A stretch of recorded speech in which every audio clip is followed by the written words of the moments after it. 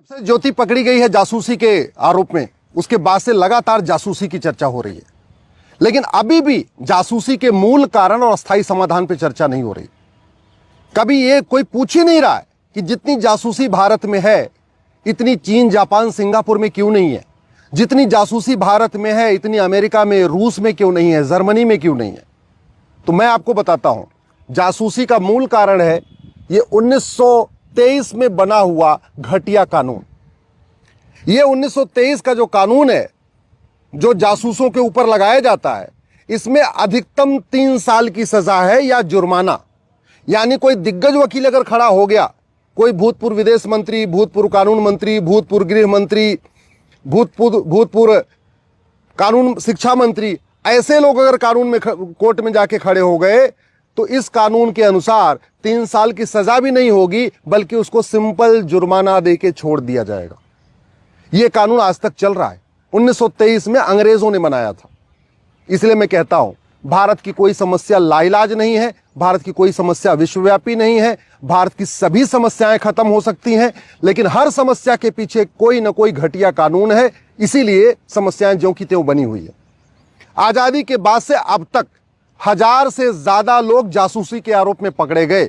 किसी एक जासूस की नागरिकता खत्म नहीं हुई, किसी एक जासूस की 100% प्रॉपर्टी जब्त नहीं हुई, किसी एक जासूस को आजीवन कारावास नहीं हुआ। इसलिए जासूसी करने में कोई किसी को डर नहीं लगता।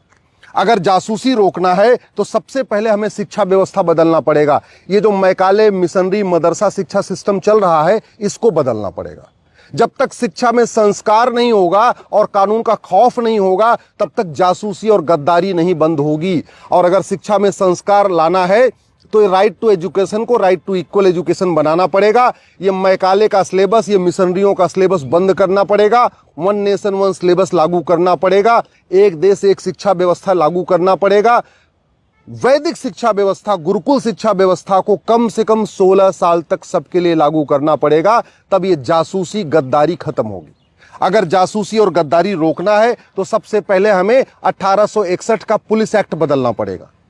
ये पुलिस एक्ट 1861 का है, इसीलिए कुछ राज्यों में तो जासूसियों के ऊपर कार्रवाई हो भी जाती है, लेकिन ऐसे कई राज्य हैं जहां पे जासूसों पे कोई कार्रवाई नहीं होती, जहां की राज्य पाकिस्तान परस्त, जहां की सरकार पाकिस्तान परस्त है।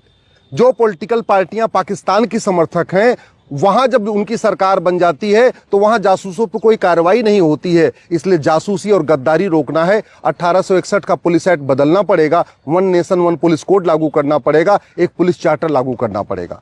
अगर हम चाहते हैं जासूसी और गद्दारी रुके तो भारतीय न्याय संहिता में बदलाव करना पड़ेगा।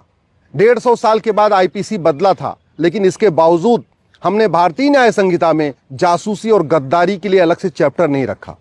अगर हमें जासूसी गद्दारी रोकना है तो इसको हमें भारतीय न्याय संहिता में अलग चैप्टर डालना पड़ेगा और इसको देशद्रोह घोषित करना पड़ेगा, इसको जघन्य अपराध घोषित करना पड़ेगा। ये जब से ये 3 साल की सजा वाला कानून चलेगा ना, 1923 वाला, जासूसी गद्दारी चलती रहेगी। जासूसी गद्दारी रोकना है तो एविडेंस एक्ट बदलना पड़ेगा, नार्को पॉलीग्राफ ब्रेन मैपिंग कानून बनाना पड़ेगा। और क्यों कह रहा हूं मैं बनाना पड़ेगा? क्योंकि अभी ज्योति पकड़ी गई, 2-4 और भी पकड़े गए। वैसे ज्योति लव जिहाद का शिकार हुई थी, याद रखिए। वैसे उसने गद्दारी नहीं किया, पहले वो लव जिहाद में ट्रैप हो गई, उसके बाद उसने जासूसी शुरू किया। और लव जिहाद में ट्रैप होने का मूल कारण भी है न शिक्षा में संस्कार है, न कानून का खौफ। अब होगा क्या? मुकदमा दायर हो गया, गिरफ्तारी हो गई है, अब गवाहों के बयान होंगे। जासूसी कोई खुलेआम तो करता नहीं कि वहां सब गवाह मिल जाएंगे। छिप छिप के जासूसी होती है तो वहां गवाह मिलेंगे ही नहीं। उसके बाद चार्जशीट फाइल होगी, चार्जशीट के बाद कोर्ट में फिर बहस होगी, फिर चार्जेस फ्रेम होंगे, चार्जेस फ्रेम होने के बाद फिर गवाही शुरू होगी, फिर क्रॉस एग्जामिनेशन शुरू होगा, उसके बाद फिर डिस्ट्रिक्ट कोर्ट का फैसला आएगा, फिर हाई कोर्ट का फैसला आएगा, फिर सुप्रीम कोर्ट का फैसला आएगा। अब ज्योति क्या करेगी? 100-200 गवाह खरीद लेगी, क्योंकि ज्योति को तो बहुत पैसा मिला हुआ है। जितने जासूस गद्दार होते हैं, बहुत इनको पैसा मिलता है। ये अपने आप को निर्दोष साबित करने के लिए 50-50 हजार पे 50 गवाह खरीद लेंगे, 50 वो आके झूठी गवाही दे देंगे। तो इसलिए मुकदमा लंबा चलेगा। मुझे समझ में नहीं आ रहा है, ये चार्जशीट, ये चार्ज फ्रेम, ये क्रॉस एग्जामिनेशन, ये ब्रह्मा जी लिख के गए थे क्या, जो नहीं बदल सकते हम?